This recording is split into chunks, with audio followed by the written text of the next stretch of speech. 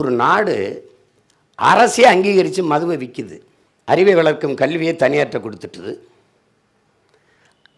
கல்லூரியை தனியாற்ற கொடுத்துட்டுது, உயிர் காக்கும் மருத்துவம் தனியாற்று இருக்குது. கல்வி மானுட உரிமை, கொடுக்க வேண்டியது அரசின் கடமை. அதை கொடுக்க மறுப்பது மாபெரும் கொடுமை. அதை போராடி பெறாமல் இருப்பது அறிவிழந்த மடமை. இது மருத்துவம் ஒரு மகத்தான சேவை, அது என் மக்களுக்கு தேவை. அது என் முதலாளிகள்கிட்ட போச்சு. உயிரும் அறிவும் மிக உயர்ந்த விற்பனை பண்டமாயிருச்சு. உலக உயிர்களின் உயிர் தேவை தண்ணீர். எல்லா உயிருக்குமான பால் தண்ணீர்.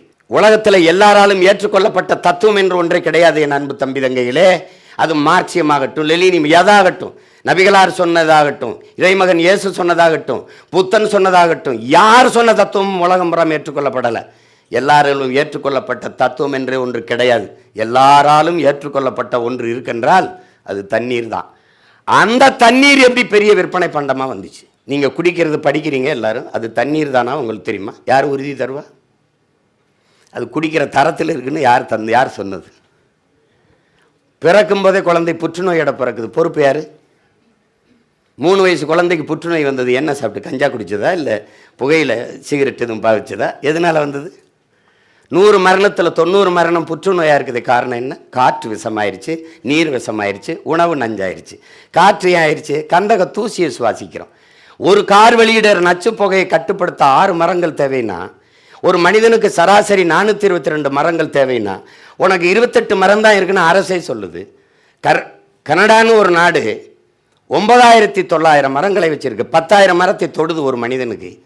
அந்த பிரதமர் சொல்கிறாரு, மேலும் 100 கோடி மரங்களை சொட நான் உத்தரவிட்டிருக்கேன்னு. 100 கோடி மரங்களை நட்டு வளர்க்க உத்தரவிட்டிருக்கேன். இவன் 28 மரம் தான் வச்சுருக்கேன்றான் ஒரு மரத்துக்கு. எவ்வளவு கார் போகுது, எவ்வளவு மரங்கள் இருக்குது? நீ மரம்னே என்னன்னு தெரியாதவன்ட்ட நம்ம பாடம் நடத்தி பயன் இல்லை. என்கிட்ட கேட்பான், மரத்துக்கு ஓட்டா இருக்குது, அதுக்கிட்ட மரத்துக்கிட்ட ஓட்டு இல்லை, என் உயிர் அதுக்கிட்ட இருக்குது, அதனால் அதோட நான் பேசிட்டுக்கிறேன்.